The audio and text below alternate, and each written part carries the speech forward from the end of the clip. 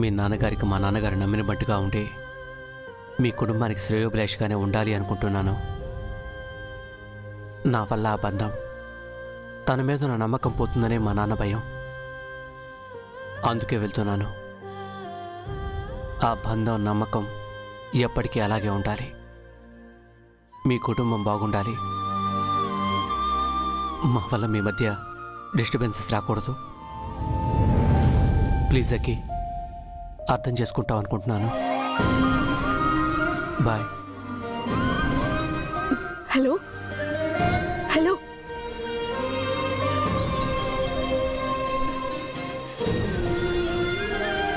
నేను అర్థం చేసుకున్నాను రవి, కానీ నీకే అర్థం కావట్లేదు.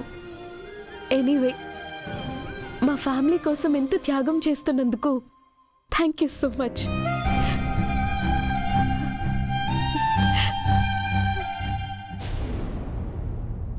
మాతో ఏదో మాట్లాడాలన్నారు, ఏమైంది బ్రో? చెప్తాను. ఫస్ట్ డే ఆఫీస్ ఎలా అనిపించింది? ఆఫీస్ బాగానే ఉంది బ్రో, కానీ మేమే కంఫర్ట్గా లేము. ఏమైంది? మా అన్నయ్యని ఫేస్ చేయలేకపోతున్నాం. మేము ఆయన ఎంతగా అవమానించినా మమ్మల్ని ఆయన ఎప్పట్లాగే ప్రేమిస్తున్నారు.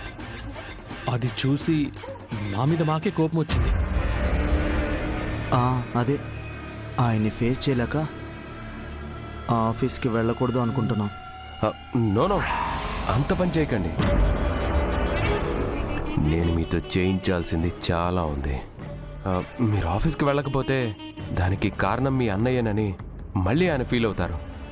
లేదండి, ఆయన కళ్ళల్లోకి చూడాలంటే కూడా చాలా చాలా గిల్టీగా ఉంది. సరే, ఒక పని చేస్తాను. మిమ్మల్ని ముంబై బ్రాంచ్కి ట్రాన్స్ఫర్ చేయిస్తా. ఆ పని చేయండి, మీ హెల్ప్ ఎప్పటికీ మర్చిపోలేము. కాకపోతే దానికి ఒక చిన్న అసైన్మెంట్ కంప్లీట్ చేయాలి. అది కూడా కాస్త రిస్క్తో కూడుకున్నది. రిస్కా అంటే? కొంచెం కాన్ఫిడెన్షియల్గా చేయాలి. అది సక్సెస్ అయితే మీకు ప్రమోషన్స్, శాలరీ హైక్స్, ట్రాన్స్ఫర్ అన్నీ ఉంటాయి. అలాగా? రిస్క్ అయినా సరే మేము చేస్తాం.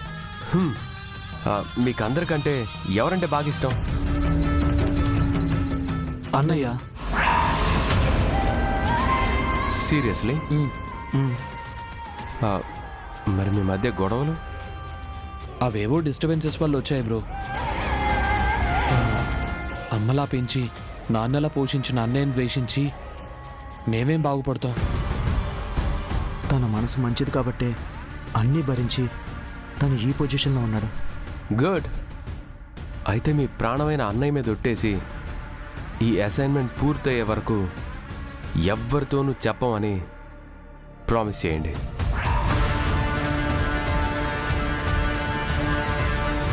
బ్రో, ఎందుకు ఇలా ప్రామిస్ చేయిస్తున్నారు? అసలు మీరు మాతో ఏం చేయించాలనుకుంటున్నారు? కూల్. చెప్పాను కదా, అది చాలా కాన్ఫిడెన్షియల్ అసైన్మెంట్ అని. ఎవ్వరికీ తెలియకూడదు. అందుకే ప్రామిస్ అడిగాను. మీకు నమ్మకం ఉంటేనే చేయండి, లేదంటే వద్దు. దీనివల్ల మాకు కానీ మా అన్నయ్య కానీ ఏ ప్రాబ్లం రాదు కదా? No, never. నేనున్నాను కదా.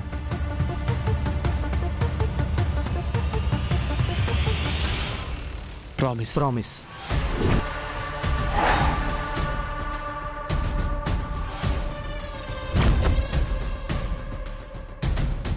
మీ అన్నయ్య మీద ప్రామిస్.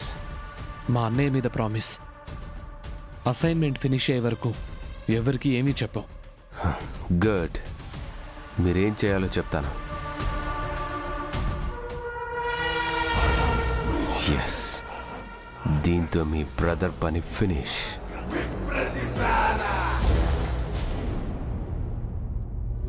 రా, ఆకలి లేదని అలాగే కూర్చుంటావా? 2 ముద్దలు తినాలి. చూసావా యాదగిరి, టైంకు తినాలని అమ్మ కూతురికి చెప్పి బలవంతంగా తీసుకొస్తుంది.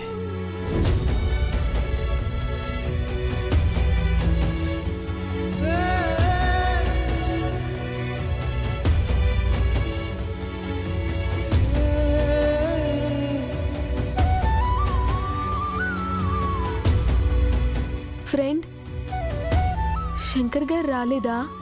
నేను పిలిచానమ్మా, ఒక 5 నిమిషాలు వచ్చేస్తానన్నారు. హ్మ్. అదిగో వచ్చేసారు. శంకర్ గారు, ఇంటి పెద్ద ఇక్కడ కూర్చోవాలి. ఇది మీ సీటు. ఇంటి పెద్ద జెండే గారు కదా, ఆయన కదా ఇక్కడ కూర్చోవాలి. ఆయన కూర్చోమంటే శంకర్, రండి. నువ్వు కంపెనీ చైర్మన్ కదా, అందుకే నేను అక్కడ కూర్చోమన్నాడు. రా కూర్చో.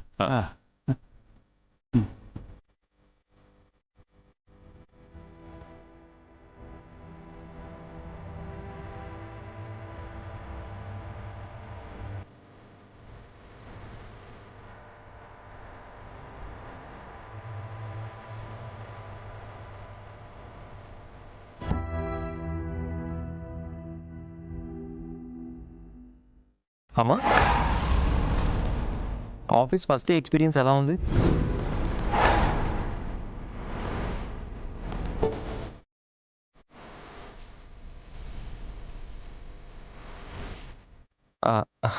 సారీ అండి, ఏంటండి అనబోయి అమ్మ అని వచ్చేసింది. పొరపాటున పిలిచినా వినడానికి చాలా బాగుంది అబ్బాయి.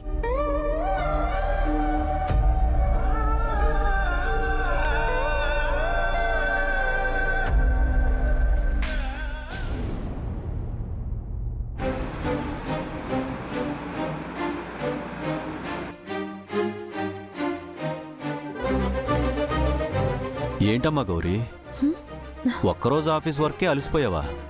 చాలా టైర్డ్గా కనిపిస్తున్నావు. అలాంటిదేం లేదు సార్.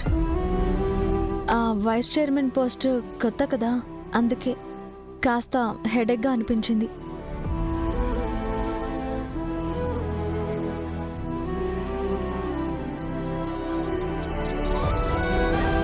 ఏంటమ్మా గౌరీ, నువ్వేం తినకుండా ఆలోచిస్తున్నావేంటి? అది కారులో జరిగిన దానికి ఫీల్ అయినట్టుందండి. ఏం జరిగింది? ఏం జరిగింది?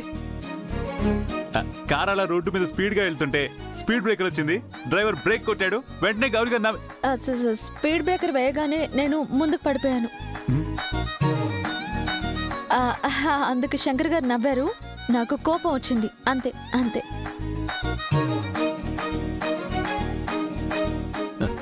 సరిపోయింది, కారులో కూడా గొడవలు పడుతూనే వచ్చారన్నమాట. మాకు మామూలే కదా, పర్లేదు.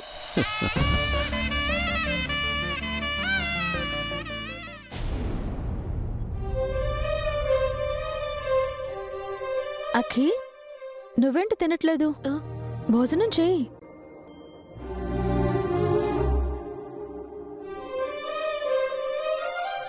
అక్కీ డల్గా ఉండడానికి కారణం ఏంటో నాకు అర్థమైంది.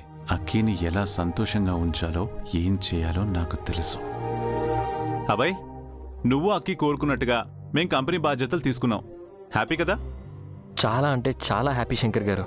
కానీ నేను హ్యాపీ కాదు. ఎందుకు? చైర్మన్ సీట్తో పాటు కంపెనీ కూడా రాసివ్వలేదనా? బా, ఎంతసేపు మీ కళ్ళన్నీ నా చైర్మన్ సీట్ మీదే ఉన్నాయి. మీరు మీ కుళ్ళు కూడా. మీరు చెప్పండి శంకర్ గారు, ఎందుకు హ్యాపీగా లేరు? ఏం లేదా అబ్బాయ్, ఈవిడి చెల్లెళ్ళకి జాబులు ఇవ్వడంతో పాటు ఈవిడికి కూడా జాబ్ ఇచ్చి ఈవిడిని సంతోషపెట్టారు. మా చెల్లెళ్ళు క్యాంపస్ ప్లేస్మెంట్స్ లో జాబ్ తీసుకున్నారండి. హలో గౌరీ గారు, క్యాంపస్ ప్లేస్మెంటే అయినా కంపెనీ ఎవరిది? అబ్బాయి అక్కిలదే కదా. మీ తమ్ముళ్ళకు కూడా మీరు జాబ్ వచ్చేటట్టు చేశారు కదా. అది నేనే రికమెండ్ చేశాను. శంకర్ గారికి ఏం తెలీదు, జస్ట్ పర్మిషన్ కోసం పంపించాను అంతే. ఇప్పటికైనా నన్ను నమ్ముతారా? క్లారిటీ వచ్చిందా? సారీ. మీ సారెలు గిరులు మీ దగ్గర పెట్టుకోండి. ముందు నన్ను మాట్లాడివ్వండి. నేనేం డిస్టర్బ్ చేయను, హ్యాపీగా మాట్లాడుకోండి. మీరు అందరి కోసం అన్నీ చేశారు, నా కోసం ఇంకొకళ్ళకి జాబ్ ఇవ్వలేరా? ఓ అంతే కదా, ఇచ్చేద్దాం, దాందే ఉంది. ఎవరికి ఏం జాబ్ కావాలి చెప్పండి. మన రవిని నాకు పిఏగా అపాయింట్ చేయాలి.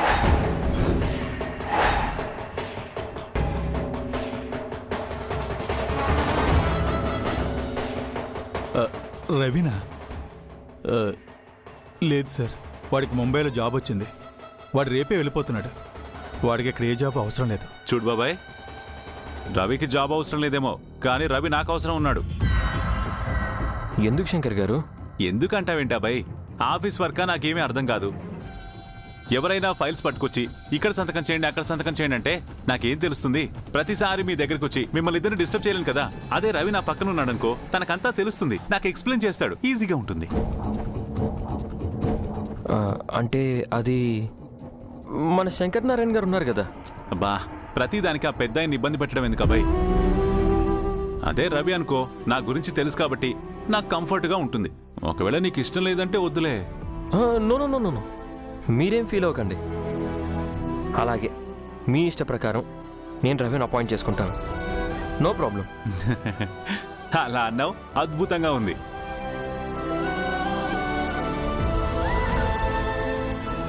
అయ్యో, వాడికి టికెట్ కూడా బుక్ అయింది సార్.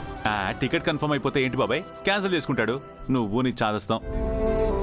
రేపటి నుంచి రవిని ఆఫీస్కి రమ్మని చెప్పు. This is chairman order. సరే సార్.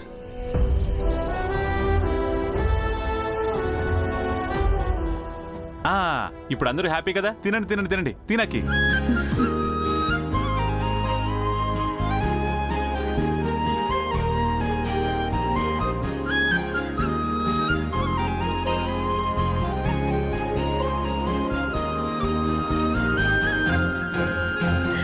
థ్యాంక్ యూ నాన్న, థ్యాంక్ యూ సో మచ్.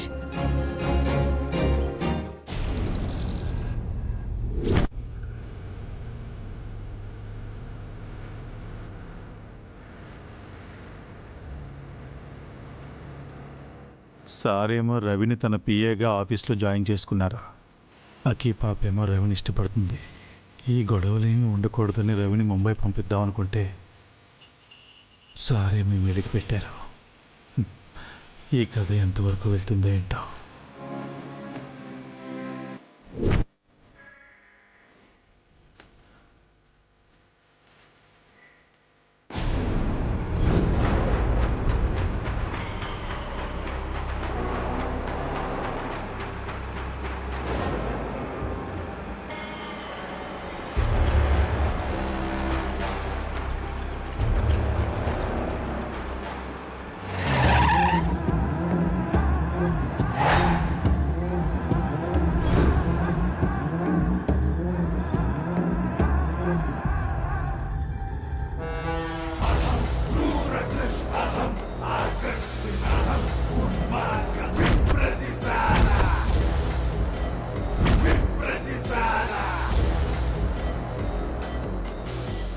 ఈ జలంధర్ కొడుకుని ట్రేస్ అవుట్ చేయడానికి నువ్వు బాగా ట్రై చేస్తున్నావు కదా యాదగిరి.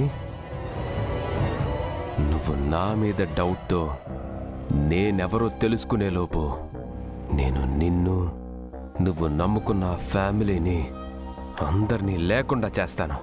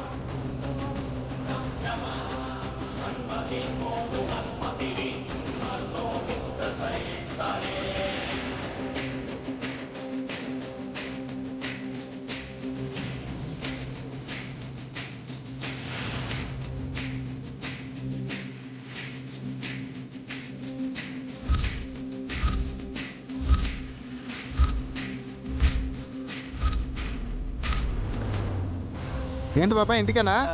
ఎక్కువ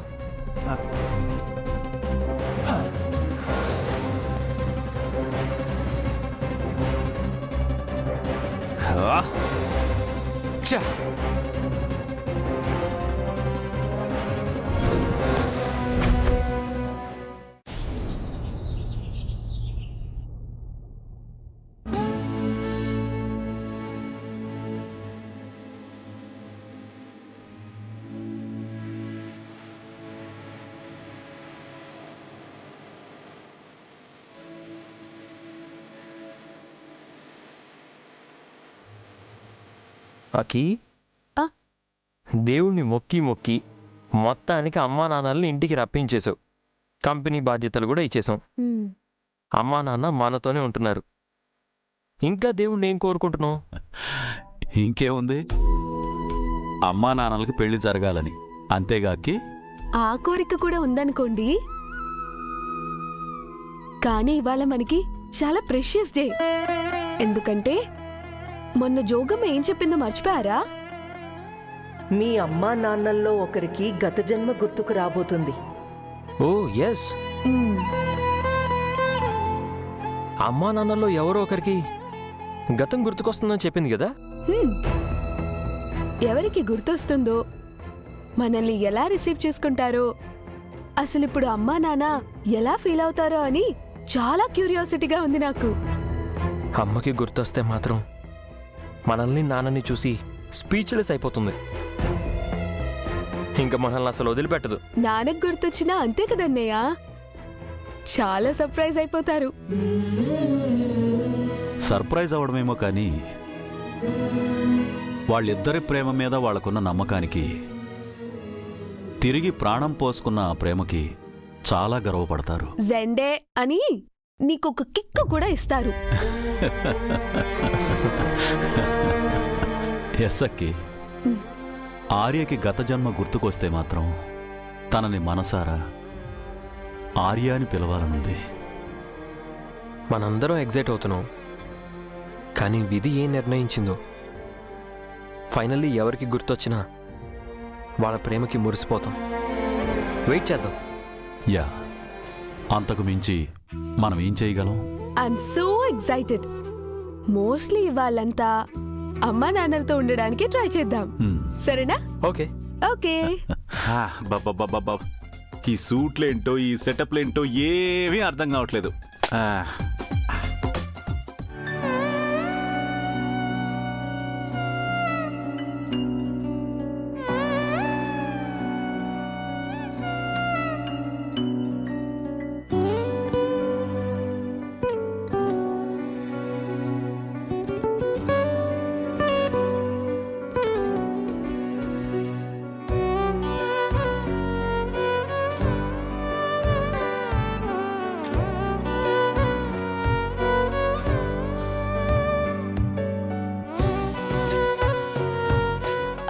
చిచి, నేనేంటి పదే పదే అదే గుర్తు చేసుకుంటున్నాను?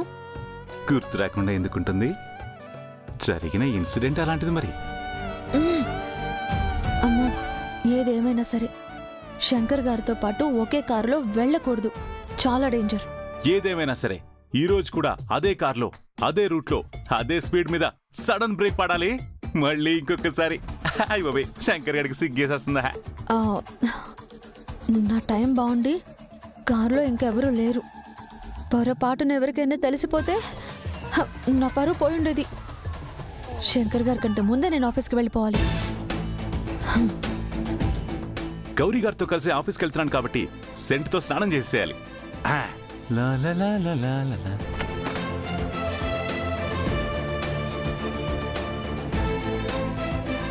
అమ్మయ్యా, శంకర్ గారు లేరు. త్వరగా వెళ్ళిపోవాలి.